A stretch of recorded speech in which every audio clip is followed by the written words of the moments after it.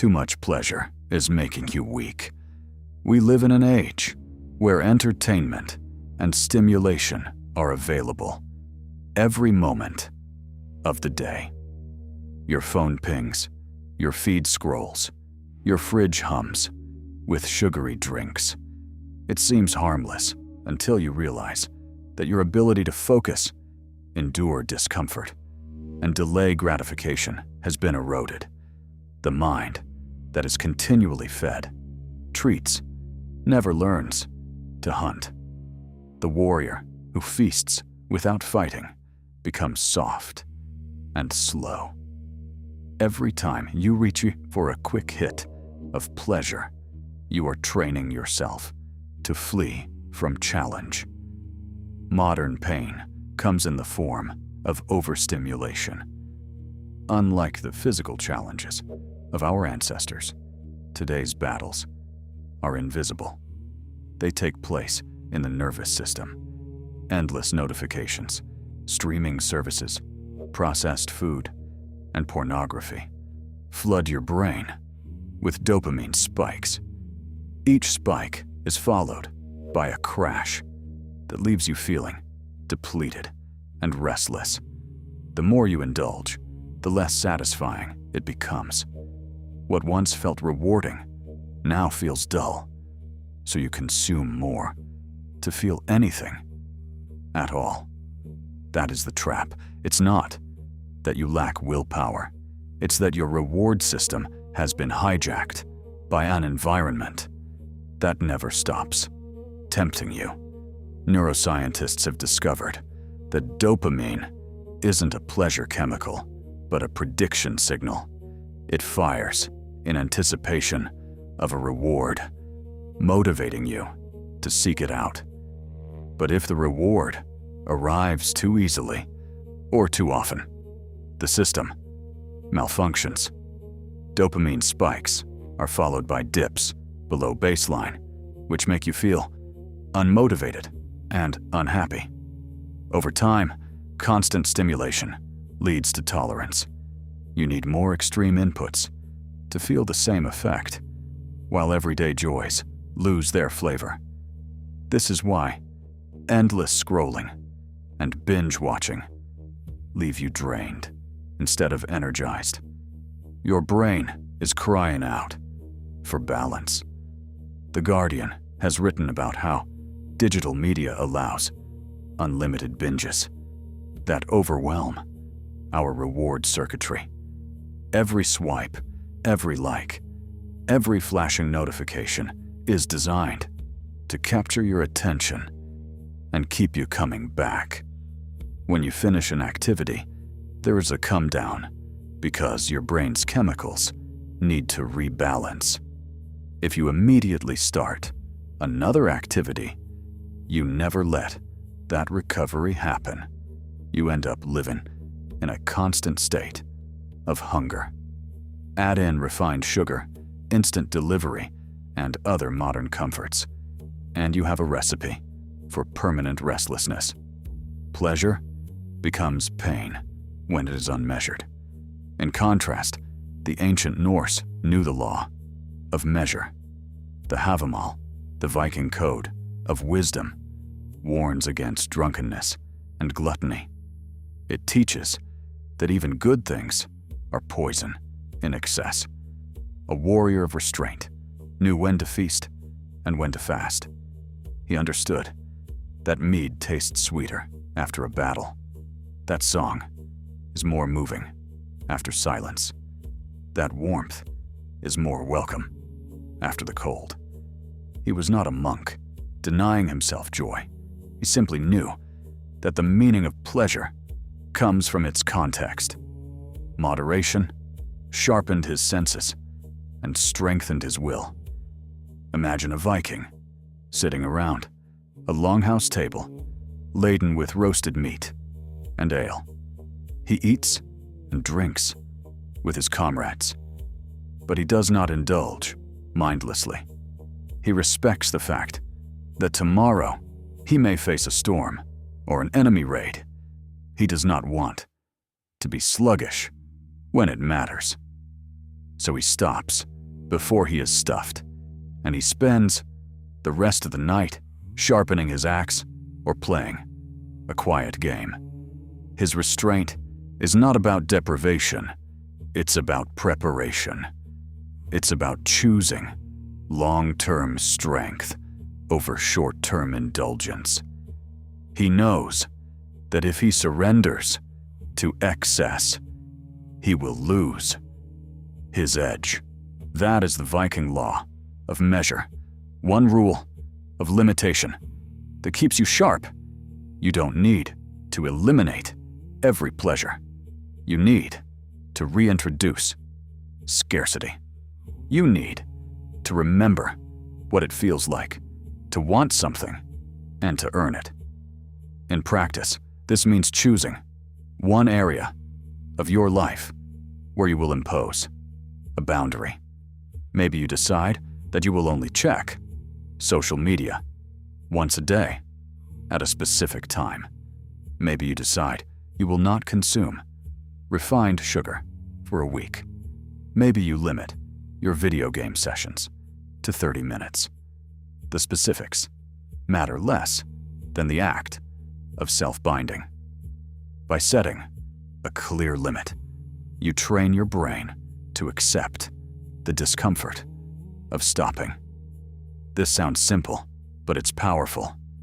When you voluntarily cut back, you experience withdrawal. Your mind will scream for the thing it's used to. You might feel irritable or bored. That's not a sign that something is wrong. It's a sign that your dopamine system is recalibrating. Lean into it. Notice how your craving rises and falls like a wave. Realize that you don't need to obey it. Each time you ride the wave without giving in, you strengthen your capacity to endure. You reclaim the energy that was wasted on mindless consumption and redirect it towards something meaningful. Your challenge is to cut one excess. Start with something concrete and commit to 7 days. Choose a stimulant that is draining you: social media, sugary snacks, streaming series, online shopping, porn, and remove or reduce it drastically. Tell people around you what you're doing so they can support you. Replace the time and energy you would have spent on that activity with something that builds you. Read, train, meditate, walk, cook. At first, you'll feel emptiness. Then, you'll start to feel relief. Without constant stimulation, your brain's baseline will rise. You'll rediscover the pleasure in simple things: conversation, sunlight, the taste of water. The Viking warrior of restraint also practiced substitution. He didn't simply refrain from feasting. He replaced it with training or storytelling. You should do the same. When you remove an excess, fill that space with something that feeds you rather than drains you. This could be physical exercise, creative work, learning a skill, or spending time with people, face to face. The goal is not to starve yourself, but to nourish yourself differently. As your brain recovers, you will find that you need less stimulation to feel content. You will also discover that your cravings were never really about the thing itself, but about the underlying discomfort you were avoiding. Expect moments of doubt. There will be times when you will rationalize breaking your own rule, a celebration, a stressful day, a holiday. That's when you need the Viking mindset the most. The Norse believed that honor meant keeping your word, even when it hurt. You made a promise to yourself to cut this excess for 7 days. Keep it. Write down why you chose this particular limit. Remind yourself that you are doing this to strengthen your spirit. You are not punishing yourself. You are freeing yourself from a leash you didn't know existed. After 7 days, evaluate. How do you feel? Do you sleep better? Do you focus longer? Does food taste better? Most importantly, do you feel more in control of your behavior? If the answer is yes, extend your rule or choose another area to limit. The law of measure is not a one-time detox. It's a way of living. Moderation becomes instinctive. Once you practice it long enough, you begin to see that each pleasure is enhanced by its rarity. You stop chasing novelty and start valuing depth. There is a deeper benefit to restraint that often goes unnoticed. It makes you dangerous. A person who is not controlled by his cravings cannot be manipulated. He cannot be sold every product or drawn into every outrage. He can sit with his thoughts and choose what to do next. That autonomy is the foundation of all power. The Vikings were feared not only for their ferocity, but also for their discipline. They could endure hunger, cold, and boredom because they didn't expect constant comfort. They took what they needed and nothing more. That is why they could raid and travel across the world, while others stayed by the fire. The modern world will resist your choice. Friends will tease you for not checking your phone. Ads will try to lure you back with promises of convenience. Your own mind will whisper, that one taste won't hurt. But remember that every act of restraint is a vote for the person you want to become. Every time you say no to unnecessary stimulation, you are saying yes to clarity, patience, and strength. The Viking law of measure is simple, but simplicity is often the most revolutionary act in a world that profits from your distraction. If you're worried that cutting back will make life boring, understand this. Boredom is a gift. In the space where nothing is happening, creativity emerges. When you are not drowning your senses, you begin to notice details that you've missed. The way the light changes during the day, the sound of birds, the taste of fresh fruit. Your relationships deepen because you are fully present. Your work improves because your focus stretches beyond a few minutes. You rediscover the thrill of anticipation.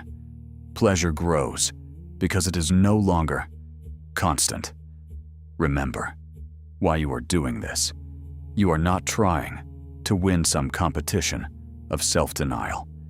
You are reclaiming your energy and attention so that you can invest them in becoming who you were meant to be. You want to be the kind of person who can walk through a market full of temptations and buy only what he needs.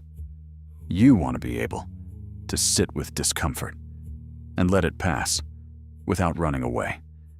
You want to build something lasting instead of chasing one hit after another. That is what the Vikings did when they sailed into the unknown. They had the discipline to ration their supplies, to wait for the right wind, to endure hunger. Their restraint made their conquests possible. So, cut one excess, decide on your rule of limitation, and commit to it. When you feel the urge, breathe and let it rise and fall. Fill the space with something real. At the end of the week, Look back and see what changed. Your mind will be clearer, your discipline sharper, your pleasures sweeter. You will have glimpsed the freedom that comes from measure. That is the Viking way. Not austerity for its own sake, but power through moderation. Too much pleasure makes you weak. The right amount makes you unstoppable. In the coming days, you may feel as though you're walking through a fog. That is your nervous system recalibrating to a lower baseline of stimulation. Trust this process. Think of it as weathering a storm at sea. The waves are high now, but they will calm. On the other side is a vast, clear ocean where your thoughts are not battered by constant gusts. The Viking, at the helm, knows not to fight the storm by adding more sails. He lowers them and waits it out. You must do the same. There's also a social element to this practice. When you stop indulging in the same pleasures as everyone around you, you might feel isolated. The communal bond of complaining about the latest show or sharing memes can weaken. This discomfort is a test of your independence. You're not rejecting people, you're rejecting the shared dependence on shallow stimuli. Use this as an opportunity to form deeper connections. Invite a friend for a walk instead of watching a movie. Share a meal without screens. Talk about ideas, not headlines. You'll find that real conversation nourishes you more than any digital snack. History is full of teachings about moderation. Stoic philosophers spoke of temperance, Buddhists of the middle way. The Viking law of measure aligns with these traditions. It is not about being puritanical. It is about harmony. When you take only what you need, you become attuned to subtlety. Food tastes better, music sounds richer, emotions are clearer. You are no longer numb from overload. Your senses wake up. And when your senses are awake, your intuition strengthens. You can hear that inner voice that tells you when to push forward and when to rest. Use this challenge as a catalyst. Once you have cut one excess and felt the benefits, apply the same principle elsewhere. Perhaps you decide that you will stop multitasking, focusing on one task at a time. Perhaps you limit yourself to buying what you planned instead of wandering stores. Each act of measure adds to your strength. Over months, you'll find yourself transformed. The person who once couldn't go an hour without checking his phone will be reading for hours. The one who needed junk food to cope with stress will be cooking nourishing meals. This is how warriors are forged in the modern age, not through raids, but through restraint. Declare your intention out loud. Write it in the comments below. Tell us what you are cutting and why. Someone else is reading this right now, thinking about the same problem. Your commitment may give them courage. At the end of the week, report back. Share your struggles and your victories. The Viking law of measure is best practiced together. A tribe of warriors who support each other in restraint is unstoppable. Together, we can reclaim our focus, our will, and our joy. Too much pleasure has made us weak, but measured pleasure will make us strong. There's another reason to embrace measure. It restores your motivation to pursue bigger goals. When you constantly reward yourself with small treats, you numb the drive that pushes you toward meaningful achievements. You can't build a business or write a book if your day is punctuated by 15 dopamine hits. By cutting one excess, you allow the hunger for challenge to return. You'll find yourself wanting to learn new skills, to push your body, to connect with others on a deeper level. Pleasure becomes a fuel rather than a sedative. Notice how your mind changes as your baseline rises. Tasks that once felt unbearable become manageable because you are no longer comparing them to constant entertainment.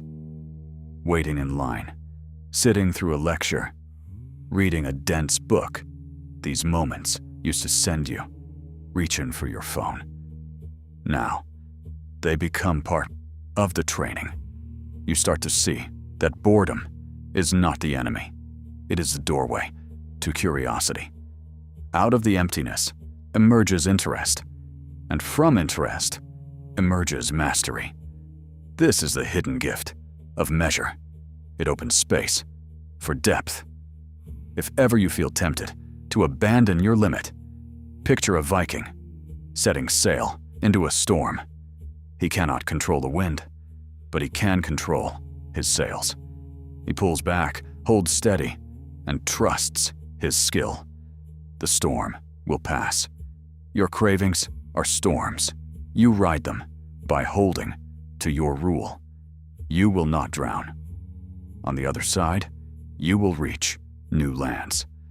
This simple mental image can carry you through moments of weakness. You are a warrior, learning to steer your own ship. By the end of this 7-day challenge, you may realize that a rule you set wasn't a burden, but a relief. You will want to keep it because it brought back something precious: your agency. You chose your consumption instead of being chosen by it. That feeling is addictive in the best way. Each act of measure going forward will reinforce that freedom. Join us in the comments to declare your commitment and to inspire others. The Viking Law of Measure isn't a myth, it is a practical tool for modern resilience. Use it to cut one excess now and watch your strength return.